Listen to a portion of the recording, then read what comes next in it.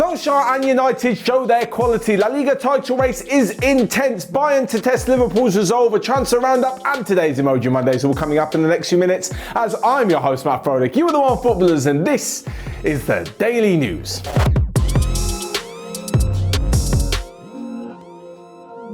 First off, and Manchester United showed their real quality in coming back against Tottenham yesterday to put off a brilliant 3-1 victory. This after a goal was disallowed in the first half, and it really showed that in the right areas, Manchester United do have the quality to be a serious force in the Premier League. For all of those doubting on Gunnar Solskjaer and saying, oh, a few players aren't really up to it, Maguire's not all that, the partnership at the back, maybe going forward they're not strong enough.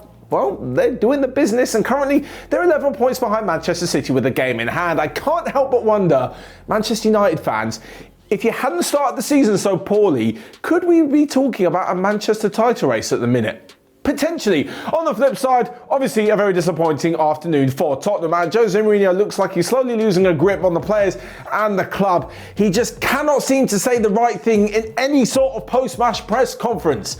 No matter what happens, whether it's his fault or the player's fault, something just does not sit right. On one side of things, I think most of the media are just willing to make a story out of absolutely anything with Jose, and they're treating him pretty harshly.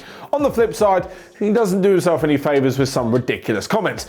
Talking about the big turning point in the game though, and by the way, all of Manchester United goals, including the disallowed one from Edinson Cavani, the first one, were sensational, real good pieces of quality. But should the first goal have been disallowed? In my opinion, no. I thought it was very, very soft. Like, yes, McTominay catches Son in the face. I don't think it's intentional. It's not a harsh elbow.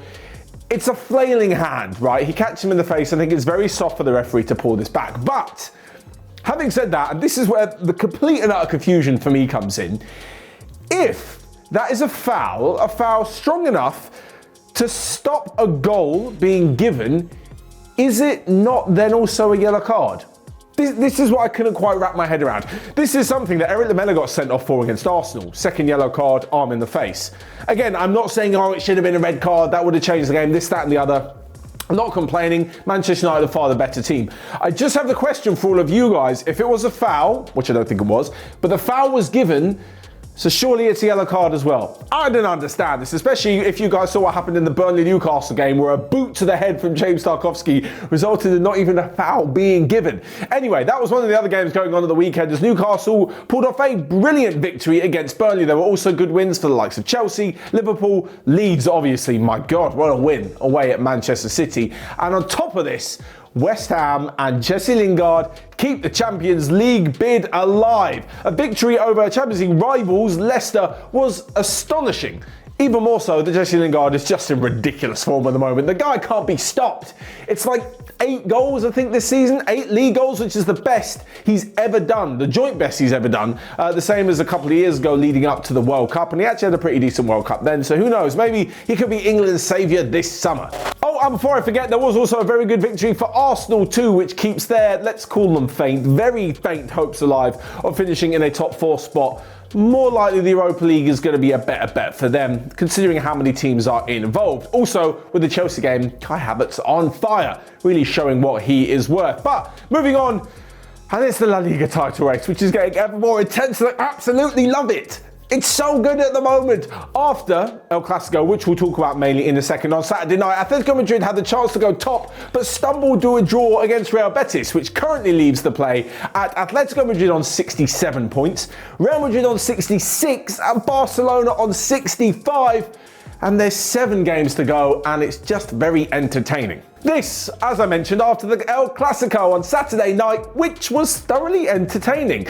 I'm the first to say that without Cristiano Ronaldo, I think the Clásicos have been pretty poor, and Lionel Messi hasn't got a goal or an assist in the Clásico since Ronaldo left Real Madrid. One just needs the other. Anyway, aside from this, I thought both teams were actually pretty good. It wasn't the greatest start for Barcelona. They did go 1-0 down against the run of play, and it looks like they never really recovered. They were quite lucky to not go in 3-0 down after Fede Valverde hit the post.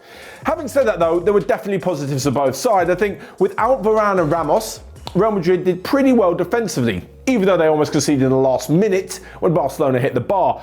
Karim Benzema still got it, and on the Barcelona side, even though Messi didn't have the greatest of game, there's still plenty of promising youngsters who are really showing that they can do it at the biggest game in Spanish football, maybe the biggest game in world club football. Miguel's had a fantastic match, and Pedri, oh my God. Every time we talk about this guy, I just think he gets better and better. His confidence, his movement, his control and mastery of the ball at such a young age is insane. He has to be one of the brightest, if not the best wonder kids in the world at the minute. Every time I see him link up with Messi, I think, you know what, Messi trusts him. Like there was talk last season, you remember when Griezmann moved and everyone was like, oh look, Messi's not passing to Griezmann, a few players aren't really trusting Griezmann, this, that and the other. Messi passes to Pedri, they've got this movement going on. If the best player in the world trusts him, he's obviously quite a big deal. And the fact he's played so many games for Barcelona this season shows that Ronald Koeman also trusts him in the starting lineup in the big games as well. One interesting thing though, for especially El Clasico, every time I'm sitting there Saturday night, the game is finished, every time I go on social media, all I ever see are complaints. What is it with Real Madrid and Barcelona fans? Every time the game is finished, it's never, congratulations to the other team, they played a good game, this, that and the other, we were close, we were unlucky. It's always, penalties, look at the penalties that weren't given. It's videos and screenshots and all of this, and Real Madrid paid the ref. There's probably going to be loads of that in this comment section. I just don't understand. Real Madrid were better. They probably deserved the win but if it was a draw, you could also say Barcelona deserved that as well. Why so much negativity? I just don't get it. The only one I will say that is absolute nonsense, if I'm going to bring a little bit of negativity to this roundup of the Clasico, Martin Braithwaite, that is not a penalty in a billion years. I think Ferland Mendy touched his arm, generally. Come on, man. You're like a 6'2" grown adult. There is no way that is enough for you to go down. That is not a penalty. I'm so glad that it wasn't given. Anyway, back to the positivity. And thinking positive for Sevilla. This is going to sound wild. Someone actually brought it up on Friday's Daily News comment section. If Sevilla beat Celta Vigo tonight, they will be 6 points off the top with 7 games to go. I'm not saying they're going to win it, but it makes for an interesting title race that we could be adding a 4th team into this pot. Right.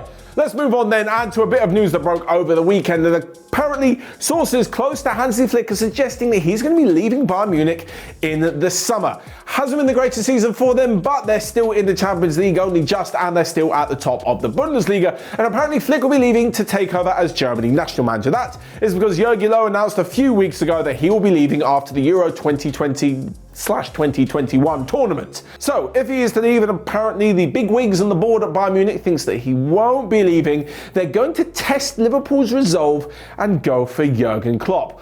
All of this is not really the smartest idea. I think they're going to go to Liverpool, they're going to ask about Klopp, and Klopp's going to say, like he always has said, absolutely not. I'm staying with Liverpool until the end of my contract, and then I'm going to take a little bit of a break. Of course, all of this will make sense. You're talking about the best German manager coming over to take the best German team. There's also rumours that he was going to go to the German national squad, of course, take over the national team too. All of it makes sense, and these pieces fit together and do form some sort of coherent puzzle, but just not now.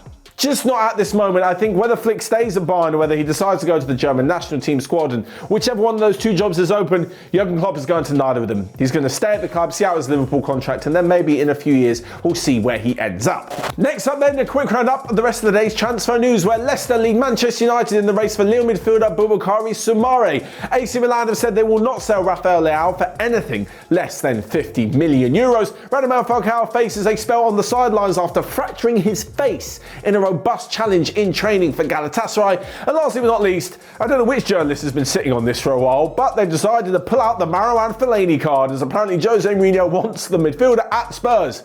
Absolute nonsense. Next up then, a quick roundup of your Friday feels, where Aditya Subhash guessed that Real Madrid would be 2-1 winners against Barcelona. Lilith also guessed that Bayern Munich would be held to a 1-1 draw at home by Union Berlin. And Rida Ramlawi actually got 2 games right this weekend. That PSG will be 4-1 victors over Strasbourg. By the way, if you haven't seen Kylian Mbappe's finishing in that game, highest level of quality. And he also guessed that Spurs would lose 3-1 to Manchester United. Right then, Emoji Mondays. Lastly but not least, this is where we on football throw a couple of emojis down over some of the weekend's hottest action. And first off, the player of the weekend Messi Lingard. I think this is the second week in a row. Did I give it him last weekend? Nah, maybe not actually. Anyway, Lingard's on fire. West Ham are on fire. They've won so many games recently, and it's all thanks to him. Not all thanks to him. It's a team sport. The majority of it is down to him. He's on great form and definitely deserves the player of the weekend. Moving on, and the crazy moment is Zlatan Ibrahimovic's red card.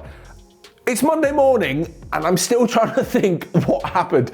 I read loads of reports and I really don't get it. So basically, at some point during the AC Milan-Parma game, a foul was given. Zlatan apparently complained to the ref and said, oh, you don't want to listen to me, or you're being rude, or I don't really understand. Something like that, a generic complaint to the referee, who then just sent him off. But like he was kind of away talking about a different foul, just walked over to Zlatan, pulled out the red card, and Zlatan was having a brilliant game so far, so AC Milan. Bizarre. I still don't get it. If someone has any clue, let me know in the comments. I have no idea what happened to the Zlatan red card. Truly a crazy moment. And last but not least, the result of the weekend does go to Leeds United, winning 2-1 at Champions-elect Manchester City with 10 men.